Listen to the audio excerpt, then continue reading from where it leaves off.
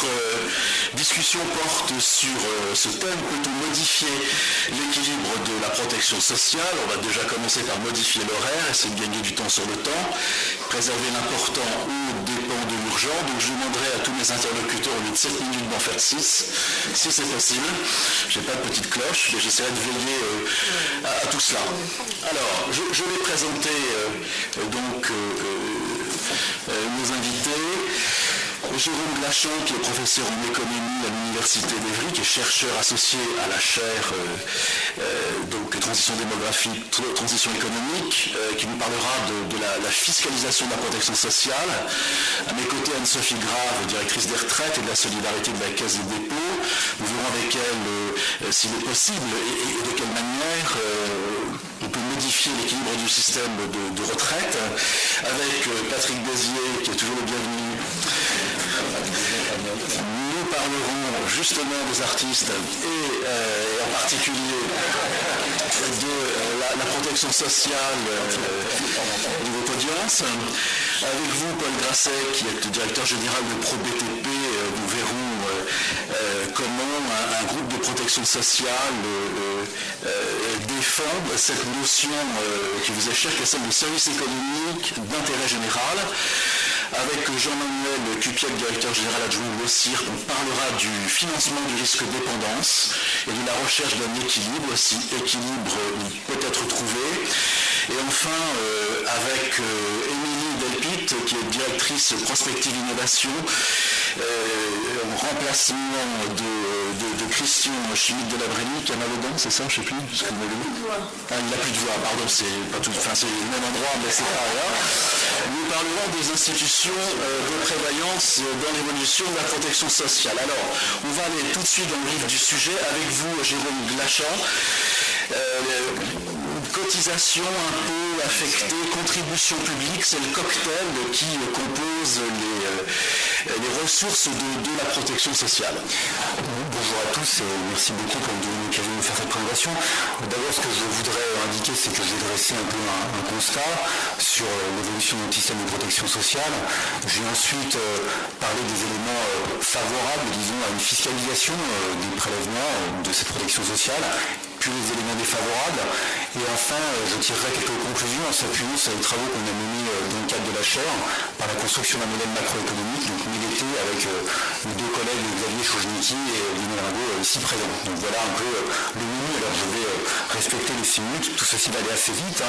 D'abord, ce que je voulais dire sur le constat, c'est que la question de la fiscalisation, de la diversification des prélèvements des ressources de la protection sociale est quelque chose qui est déjà bien entamé. C'est un processus qui est évidemment un processus long. Aujourd'hui, on a en gros 2 tiers des ressources qui sont des cotisations, on a 25% d'impôts affectés, puis on a 10% de contributions publiques du budget de l'État à cette protection sociale. Donc voilà un élément important. Cette diversification nous approche de d'autres pays. En gros, il y a un système, une notion un peu de convergence dans la structure des prélèvements, notamment au niveau européen, qui fait qu'effectivement, les pays qui avaient peu fiscalisé les prélèvements commencent à les fiscaliser davantage. Et donc, on est dans cette convergence. Donc, il n'y a rien dans cette évolution-là, il n'y a rien non plus de très choquant ou de très étonnant. En même temps, ça éloigne aussi la philosophie de notre système, qui est plutôt d'inspiration bismarckienne, sachant que le prélèvement mapping est plus universel, ça nous rapproche peut-être de systèmes qui seraient plus beveridgiens à l'anglo-saxonne. Donc ça introduit quand même des modifications importantes de ce point de vue. Malgré cette diversification, ce qu'il faut aussi souligner d'un point de vue économique, c'est que l'assiette principale de prélèvement pour la protection sociale reste très massivement les revenus du travail. 78% d'après le rapport du Haut-Commissariat au prélèvement à la protection sociale, 78% des prélèvements viennent des revenus du travail. Les revenus du capital sont à 2% derrière sur le total des prélèvements et la consommation, donc des impôts qui sont prélevés sur la consommation sont uniquement à 4%. Donc peut-être qu'on a diversifié les sources de prélèvement, enfin plutôt on a fiscalisé progressivement les sources, mais on n'a pas modifié l'assiette. Cette assiette reste massivement une assiette qui repose sur le revenu du travail. Évidemment, c'est un point qui est essentiel. Deuxième élément du constat, le niveau élevé des dépenses rend le statu quo impossible. Il est absolument indispensable de réfléchir à une modification de l'assiette, à une modification du prélèvement et à une réorganisation de l'architecture de notre système. Et donc, le modèle qu'on a construit, il s'inscrit dans cette perspective. Il plonge le système de protection sociale dans un modèle de croissance, il fournit des renseignements sur ce qui va se passer à l'horizon 2050. Donc nous permet de chiffrer certains éléments à 2050 en tenant compte évidemment des bénéfices que l'on tire de ce système, mais aussi les distorsions qu'il introduit sur la fiscalité, sur les comportements et donc sur la croissance à long terme. Donc voilà ce que l'on peut faire.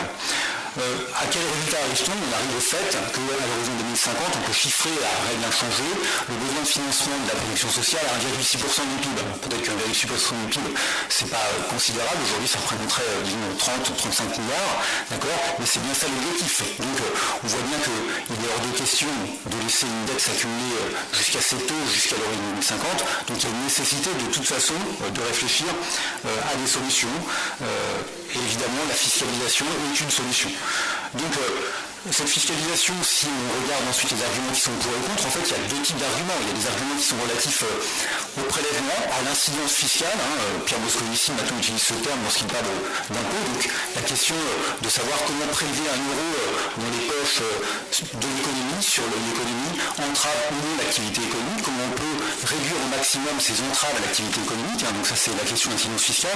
Et puis, il y a une question qui est aussi importante et que l'on ne doit pas détacher, bien sûr, qui est la question de la nature des biens qui sont financés avec cet euro qui est prélevé. Donc quand on regarde les pour et les contre d'une fiscalisation de la protection sociale, je pense qu'il est important de bien distinguer les deux. Ce qui relève du principe de fiscalité générale, de fiscalité optimale générale, les économistes ont des choses à dire là-dessus, et ce qui relève ensuite de la spécificité de ce qui est financé de cette manière-là.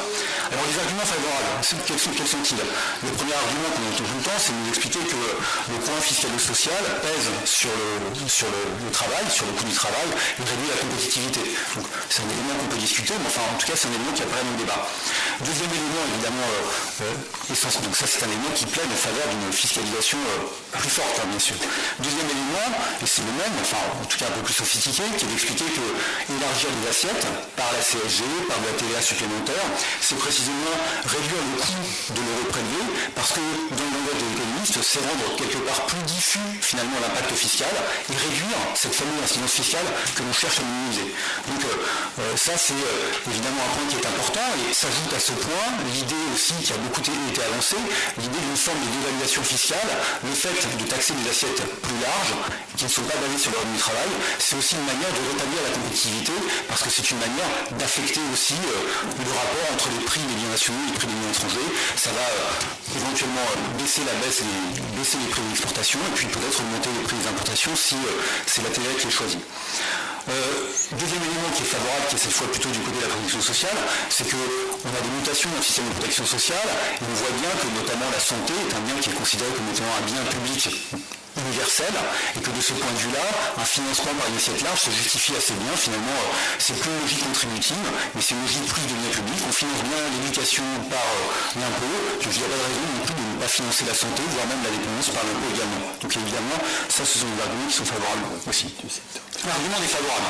Premier argument défavorable, il reprend un peu les éléments que j'ai déjà annoncés, c'est-à-dire que en fait, le lien entre la hausse du coût du travail et l'ampleur des prélèvements sociaux n'est pas complètement établi par les économistes. Les études, notamment les comparaisons franco-allemandes, ne montrent pas forcément que ce lien est très important. Donc ça balaye peut-être un premier élément qui est de dire le prélèvement social pèse sur le coût du travail. Évidemment, il pèse sur le coût du travail, mais en même temps, on n'est pas totalement sûr. Enfin, donc on n'est pas totalement sûr, je dis. D'accord. Ensuite, et c'est un élément qui me semble aussi très important et qui est bien mis en avant dans notre modèle, c'est le fait que la fiscalité a des incidences de long terme sur la croissance de l'économie. Donc, quelles sont ces incidences de long terme? C'est des incidences qui sont en termes de croissance potentielle, donc que l'on peut mesurer nous à l'horizon 2050. Et ce sont ces influences-là qui sont déterminantes dans notre modèle, puisqu'il s'agit d'un modèle de long terme. D'une part, accroître le prélèvement sur le capital, puisque nécessairement, si on augmente la CSG, c'est que quelque part, on fiscalise davantage le capital. Ça va peser sur l'investissement de l'entreprise, et donc ça c'est quelque chose que l'on va retrouver dans la croissance potentielle bien évidemment. Et puis ensuite, évidemment, le deuxième élément, c'est un élément qui lui est plus du côté du capital humain et de la formation. On sait très bien que notre système, il y a des avantages sur les charges sociales au niveau des bas salaires. Évidemment, le fait de réduire réduire ces avantages, d'avoir augmenté ces avantages, c'est quelque chose qui va à l'encontre de l'accumulation de capital humain, qui va à l'encontre du fait que les gens cherchent à se former, et donc il faut veiller aussi à ce que ce problème-là soit bien pris en cause, bien pris en compte, et donc c'est ce que notre modèle permet de faire. Dernier élément sur les éléments favorables, et c'est un élément qui concerne cette fois la nature de la dépense. En fait, une bonne partie de la protection sociale opère par de la redistribution qui est plutôt interménage, qui est plutôt intraménage que interménage. C'est plutôt un revenu différé qui joue sur le cycle de vie. Et de ce point de vue-là, on peut penser que le vieillissement n'inverse pas totalement cette logique. La dépendance, alors j'ai présenté la santé comme tout à l'heure un bien public, mais en fait la dépendance c'est peut-être quelque chose qui va arriver à tout le monde, et donc ça doit bien être conçu comme un revenu différé.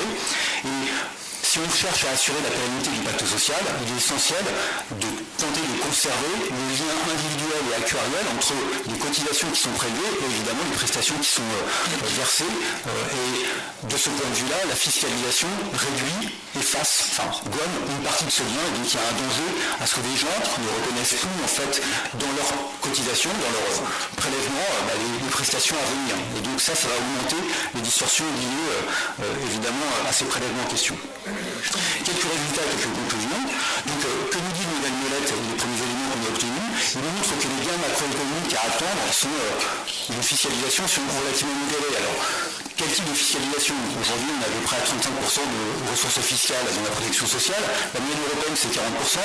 Donc, faisons passer 5% pour se mettre dans la moyenne européenne. Ça correspond à peu près à 30 milliards d'euros, 35 milliards d'euros.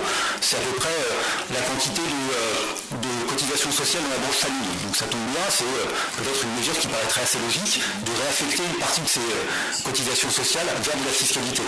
Quand on regarde les résultats qu'on obtient, à l'horizon 2050, les résultats ne sont pas déterminants, en tout cas au niveau agrégé. C'est même quelque chose qui, quelque part, peut avoir un effet qui est peut-être un peu négatif sur la croissance potentielle, à cause des effets dont je vous ai parlé, effet de qualification et effet d'investissement. Par contre, on voit bien que ça a des conséquences importantes sur la manière dont le bien-être est distribué entre les générations.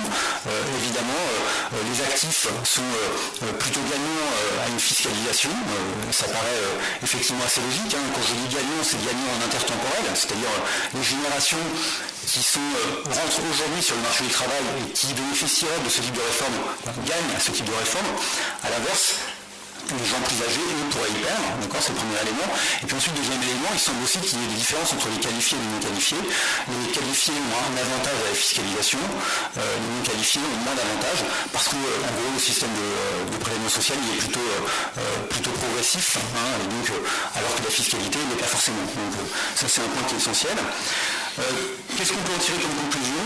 L'idée, qu'est-ce qu'on doit faire, puisque finalement les résultats macroéconomiques ne sont pas déterminants, est-ce que ça nous donne quelques pistes quand même? Je pense qu'il est important de quand même réfléchir individuellement à l'équilibre de chaque caisse en faisant mieux correspondre la nature des prestations versées par les caisses, qu'elles soient universelles contributives, à la nature des ressources qui sont mises devant cette caisse, qui sont utilisées pour financer cette activité. Donc je pense notamment à la branche famille, où on voit bien qu'on aura certainement une logique à une certaine fiscalisation. Donc je crois que ça c'est un point qui est essentiel. Et de la même manière, je crois qu'un autre point qui est essentiel, c'est de renforcer à un niveau individuel le lien effectivement actuariel qu'il y a entre les prélèvements qui sont effectués par les ménages, que ce soit par des cotisations ou par la fiscalité CSG, et les prestations qui sont reçues.